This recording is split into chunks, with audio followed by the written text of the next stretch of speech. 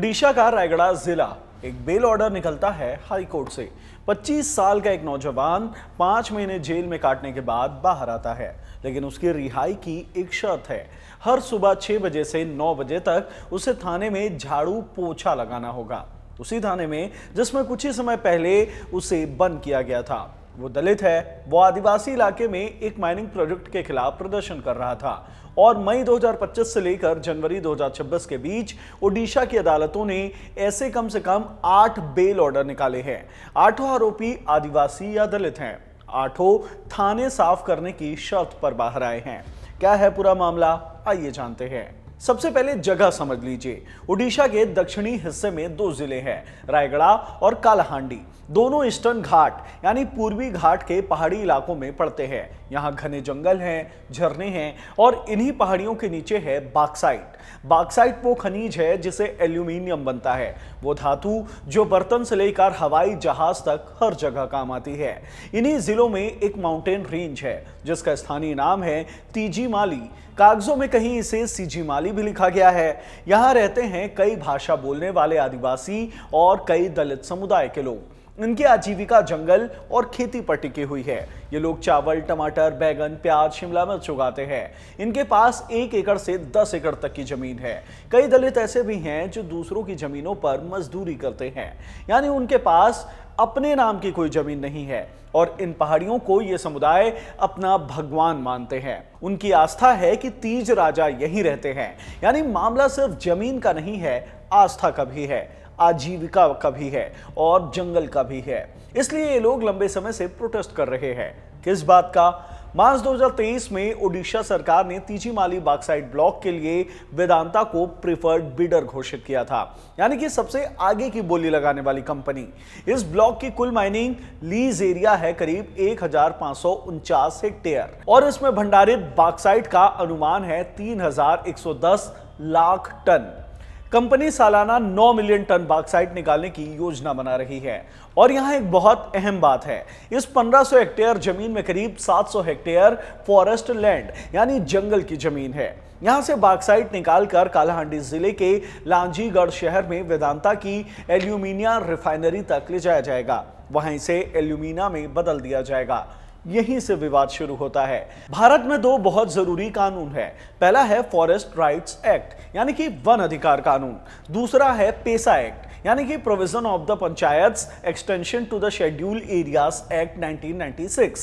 इन दोनों कानून के तहत एक नियम है, अनुसूचित क्षेत्र यानी कि शेड्यूल एरिया में अगर फॉरेस्ट लैंड पर कोई प्रोजेक्ट आ रहा है तो वहां के ग्राम सभा की पहली सहमति लेनी होगी।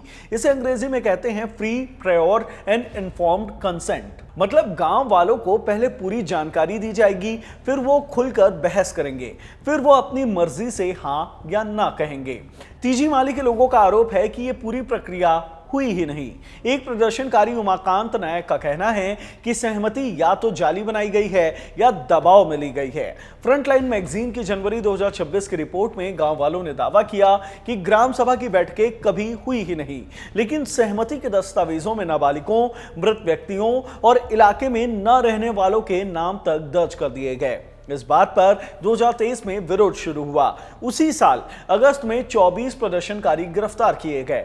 आरोप था कि उन्होंने वेदांता की एक सब कॉन्ट्रैक्ट कंपनी के अधिकारियों को इलाके में घुसने से रोका। फिर 20 सितंबर 2024 को आंदोलन के एक प्रमुख नेता कार्तिक नायक को काशीपुर पुलिस गिरफ्तार करती है। खबर मिलते ही करीब 200 गांव वाले थाने के बाहर इकट्ठा हो जाते हैं, उनकी रिहाई की मांग करते हैं। अब पुलिस इन गांव वालों के खिलाफ एफआईआर दर्ज करती है।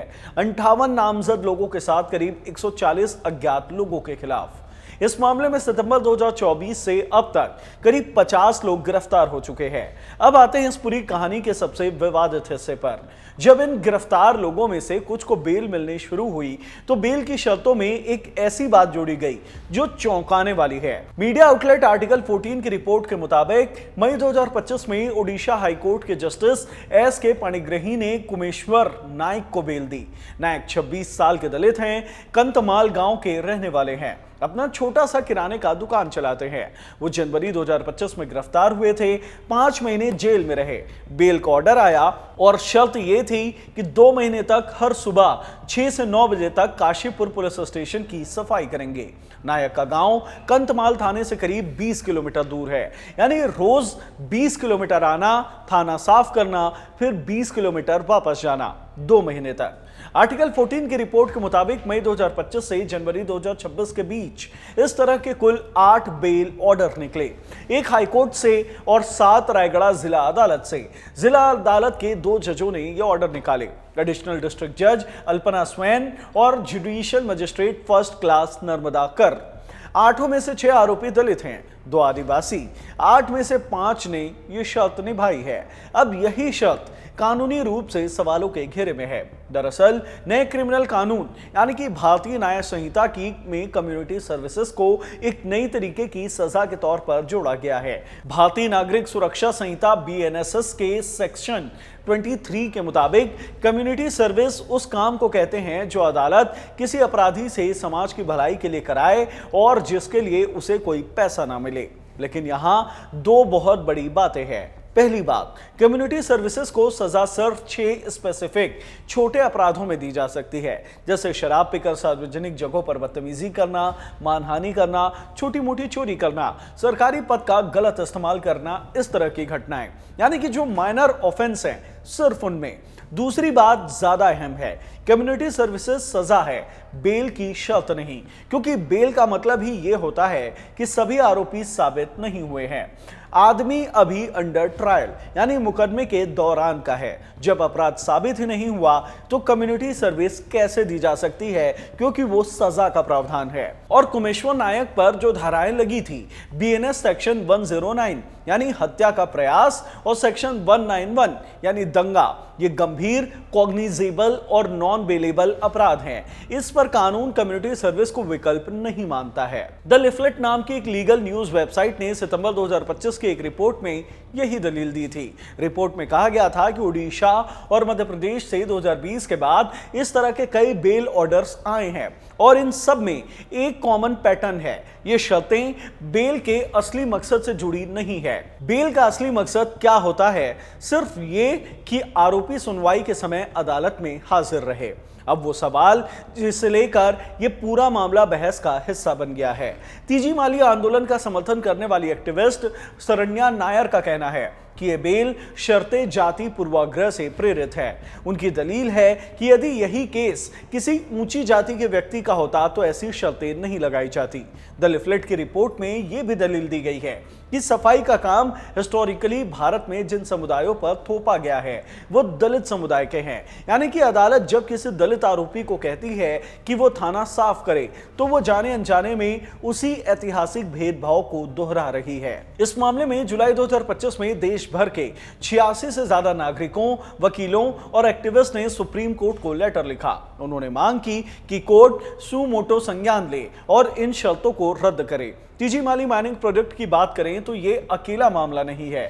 12 साल पहले इसी ओडिशा में नियामगिरी पहाड़ का मामला सुप्रीम कोर्ट तक गया था। वहां भी कंपनी वेदांता ही थी, यहां भी आदिवासी विरोध प्रदर्शन कर रहे थे। 2013 में सुप्रीम कोर्ट के ऐतिहासिक फैसले के बाद सभी 12 ग्राम सभाओं ने माइनिंग के खिलाफ वोट दिया था और प्रोजेक्ट रुक गया था। तीजी माली के लोग, उनके वकील और एक्टिविस्ट सब एक ही उम्मीद कर रहे हैं कि नियामगिरी जैसा फैसला यहां भी आए। एक जरूरी बात साफ करनी है, जिन धाराओं में लोगों पर मुकदमा चल रहा है वो साबित होंगी या नहीं ये सुनवाई के बाद ही पता चलेगा। आरोप अभी आरोप ही हैं, लेकिन सवाल ये है कि जब तक ये मुकदमा चल रहा है और तब तक जब तक कोई दोषी साबित नहीं होता तब तक उससे थाना साफ कराना क्या ये कानूनी रूप से, संवैधानिक रूप से और नैतिक रूप से सही है? इसका जवाब आप हमें कमेंट बॉक्स में जरूर दीजिएगा। इस वीडियो में इतना ही, धन्यवाद।